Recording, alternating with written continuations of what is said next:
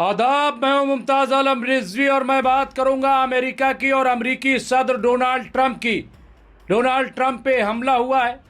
हमले को लेकर के अलग अलग बयानात आ रहे हैं। कहीं ये कहा जा रहा है कि इसमें आईडीएफ का हाथ हो सकता है। ये भी कहा जा रहा है कि इसमें जो इजराइल के वजीर आज़म हैं बेंजामिन नेतन्याहू और उनकी वाइफ का हाथ हो सकता है। अलग अलग तरह की कहानियां गढ़ी जा रही हैं। इससे पहले भी डोनाल्ड ट्रंप पे चुनाव के दौरान हमला हुआ था, उसमें ईरान का नाम लिया जा रहा था, लेकिन बाद में दूध का दूध पानी का पानी हुआ। ईरान उसमें शामिल नहीं था। लेकिन सवाल ये है कि आखिर कौन है जो अमेरिकी सदर डोनाल्ड ट्रंप की जान लेना चाहता है? कौन है? वजह क्या है? अलग अलग बातें सामने आ रही, लेकिन एक जो अब खबर आ रही है वो वाकई चौंकाने वाली है। वो ताल्लुक़ रखती है एप्स्टीन से। एप्स्टीन क्यों इसमें आया? एक नोट आया है, बता रहे हैं कि जिसने हमला किया था, जिसने गोलियां चलाई थी, उस नौजवान ने अपने घर पर एक नोट लिखा था। क्या है वो मैं आपको बताऊंगा, लेकिन अमेरिका में क्या चल रहा है वो आप देख रहे हैं। अमेरिका में व्हाइट हाउस के नामानिगारों के एशाइये यानी जो जर्नलिस्टों के लिए डिनर रखा गया था, उसमें फायरिंग के पीछे का मुहर्रिक अब सामने आ रहा है। यहाँ पे देखिए, कोल एलन ने हमले से तकरीबन 10 मिनट कबल अपने अहले खाना को एक तवील पैगाम भेजा था, जिसमें अपने इरादों और वजूहात की वजाहत उसने की थी। यानी ये वो नौजवान है जिसने हमला किया था और इसने अपने घर पे एक मैसेज भेजा था। वो मैसेज अब बहुत कुछ बता रहा है। यहाँ पे देखिए, 31 साला एलन ने 1052 अल्फाज का पैगाम लिखा था। एलन ने इब्तदाई तौर पर माफ़ी मांगी और कहा कि उसने अपने ख़ानदान, दोस्तों, साथियों और उन लोगों का एतमाद तोड़ा है जिन्हें इस वाक़े से ख़तरा था या ख़तरा लाहक हो गया है। जाहिर सी बात है कि जब ऐसा कोई वाक़या होता है तो उनके घर वाले, उनके दोस्त यार, वो सब जांच के दायरे में आ जाते हैं कि आखिर कौन कौन कैसे कैसे मिला, क्या है इसके पीछे। और इस बात का अंदाज़ा उस एलन को था कि जब हम ये काम करेंगे तो ये चीज़ें आएंगी, इसलिए उसने पहले ही इस बात का इंकशाफ कर दिया। उन्होंने कहा कि उन्हें माफ़ी की तवक्को नहीं थी, लेकिन उन्होंने सोच समझकर काम किया है। उन्होंने कहा ये कोई ऐसी चीज़ नहीं है कि माफ़ कर देने वाली है, लेकिन ये जो मैं करने जा रहा हूँ ये बहुत ही सोच समझकर करने जा रहा हूँ। यानी ये जो हमला उस 31 साला नौजवान ने किया है, वो ऐसा नहीं है कि किसी दिवालियापन की वजह से या किसी अनजान की वजह से नहीं, बल्कि जानकर, सब कुछ समझकर उसने ये हमला किया। एलन ने लिखा कि वो अमेरिका का शहरी है, अमेरिका का नागरिक है। मेरे नुमाइंदे जो काम करते हैं वो मुझ पर असरअंदाज होता है। यानी उन्होंने कहा कि जो लीडर जो भी काम करते हैं उसका असर मुझ पर और पूरे अमेरिका पर पड़ता है, ये सबको मालूम है। मैं किसी भी हालत में किसी भी, आप देखिए, एप्स्टीन फाइल, रेपिस्ट और गद्दार को इसके जराइम से मेरी छवि को दागदार करने की इजाज़त नहीं दूंगा।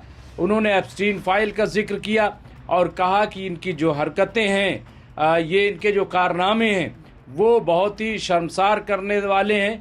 तो मैं जो है ऐसे रेपिस्ट, जानियों को, गद्दारों को मैं कतई तौर पर माफ़ नहीं कर सकता और इस बात की इजाज़त नहीं दूंगा। इसलिए मैंने हमला करने का फ़ैसला किया है कि इन्हें ख़त्म कर दूंगा। तो ये देखिए, सीधा सीधा मामला एप्स्टीन फाइल से जुड़ा हुआ बताया जा रहा है। एप्स्टीन फाइल, आपको सब पता है कि एप्स्टीन फाइल में क्या हुआ था और कौन कौन लोग शामिल हैं। उसमें मोसाद और ये पूरा इजराइल की जो हुकूमत है, जो पीएम है, सब आपको पता है कि उसमें क्या कुछ चल रहा है और इसको दबाने की मुसलसल कोशिश की जा रही है। लेकिन एक के बाद एक एप्स्टीन फाइल सामने आ रही है। हालांकि जिस तरह से ईरान और अमेरिका इजराइल की जंग को भड़काया गया, सिर्फ इसलिए ऐसा तज्जिया निगार कह रहे हैं, ऐसा अमेरिका के लीडर कह रहे हैं कि सिर्फ इसलिए ये किया गया ताकि कैमला हैरिस ने भी यही कहा, ताकि एप्स्टीन फाइल के मामले को दबाया जाए, क्योंकि बहुत बड़ा मामला था। इसमें 8 साल, 10 साल, 12 साल की मासूम बच्चियों के साथ रेप और फिर उनके गोश्त तक खाने की बातें सामने आती रही हैं। इसकी पूरे मामले की जांच होगी, क्या होगा पता नहीं, लेकिन बहरहाल उससे ये नौजवान काफ़ी मुतासिर नज़र आ रहा। अगरचे एलन ने किसी का नाम नहीं लिया, लेकिन एलन ने कहा कि उनका हदफ, उनका निशाना सिर्फ आला सरकारी एहलकार थे। उन्होंने कहा कि FBI के डायरेक्टर काश पटेल उनकी टारगेट लिस्ट में नहीं है। ये भी उन्होंने, हालांकि आकाश पटेल पर अब बिजली गिरने वाली ऐसा कहा जा रहा है, उन्हें हटाया जा रहा है। अब क्या मामला है, ये तो अमेरिका में सब क्या क्या हो रहा है आप सब देख रहे हैं। लेकिन वो ईरान को बर्बाद कर देंगे, ईरान पे परमाणु बम गिरा देंगे, ईरान में रजीम बदल देंगे, स्टेट ऑफ होर्मुज़ कब्जा कर लेंगे, लेकिन अपने गिरबान में झाँक के नहीं देखेंगे कि वहाँ क्या हो रहा है। एलन ने अपने हमले के उसूल भी बताए। उसने कहा कि शहरी होटल का अमला और मेहमान इसका निशाना नहीं थे, यानी जो अमेरिकी नागरिक है वो, जो होटल का अमला था वो, और जो मेहमान वो हरगिज़ उसके निशाने पे नहीं थे। उनको नुकसान पहुंचाने का मकसद उसका हरगिज़ नहीं था, ये उसका कहना है। उन्होंने ये भी लिखा है कि वो सिर्फ ज़रूरत पड़ने पर सिक्योरिटी फोर्सेस को निशाना बनाएंगे और जानलेवा ज़ख्मों से बचने की कोशिश करेंगे, कि यानी ऐसा ना हो कि वो मर जाएं। ताहम उसने तस्लीम किया कि अगर ज़रूरी हुआ तो वो अपने रास्ते में खड़े लोगों को नुकसान पहुंचा सकता है। ये उसने साफ साफ लिखा अपने पैगाम में। उन्होंने ये भी लिखा है कि अगर वो किसी दूसरे मुल्क का एजेंट होता तो अंदर से ज़्यादा ख़तरनाक हथियार ला सकता था। उन्होंने इसे सिक्योरिटी की एक बड़ी खामी करार दिया है। एलन ने यह भी बताया है कि उसने गोलियों के बजाय बुकशॉट इस्तेमाल करने का इंतखाब किया ताकि गोलियां दीवारों में घुस न सकें और ज़्यादा जानी नुकसान न हो। उसने होटल की सिक्योरिटी पर भी सवाल उठाते हुए कहा है कि वो कई हथियारों के साथ अंदर दाखिल हुआ, लेकिन किसी ने उसे नहीं रोका। अब आप ये देखिए कि इतने बड़े बड़े दावे अमेरिका करता है, उसकी सिक्योरिटी, उसकी एजेंसी, FBI और न जाने क्या क्या, लेकिन क्या हुआ? ढाक के 3 पात। आप देखिए कि वो क्या कह रहा है एलन, कि किसी ने हमें चेक ही नहीं किया, किसी ने जांच ही नहीं की। तो क्या इसके पीछे कौन था? क्या वाकई कोई साजिश चल रही थी और इसको मोहरा बनाया गया? अभी भी हैरान करने वाली बात है, लेकिन ये सच्चाई है। उसने खुद लिखा है। आखिर में एलन ने अपने ख़ानदान, दोस्तों और साथी कारकुनों का शुक्रिया अदा किया और कहा कि उसे इस इक़दाम पर अफसोस है, लेकिन महसूस हुआ कि ये ज़रूरी था। उन्होंने ये भी कहा कि ये बहुत मुश्किल और ख़ौफनाक था। इस वाक़े के बाद अमेरिका में सिक्योरिटी पर संगीन सवालात उठाए जा रहे हैं और तहकीकात का मुतालबा किया जा रहा है कि इस पूरे मामले की जांच की जाए कि आखिर इसके पीछे कौन है, क्यों ऐसा हुआ है। लेकिन वाकई अगर देखा जाए तो ये एक बड़ी सिक्योरिटी चूक है। लेकिन चूक हुई कैसे? इससे पहले भी चूक हुई। इतना बड़ा अमेरिका, इतनी बड़ी बड़ी बातें, सुपर पावर होने का दावा, लेकिन सिक्योरिटी में इतनी बड़ी चूक, या जानबूझकर के ये किया गया है।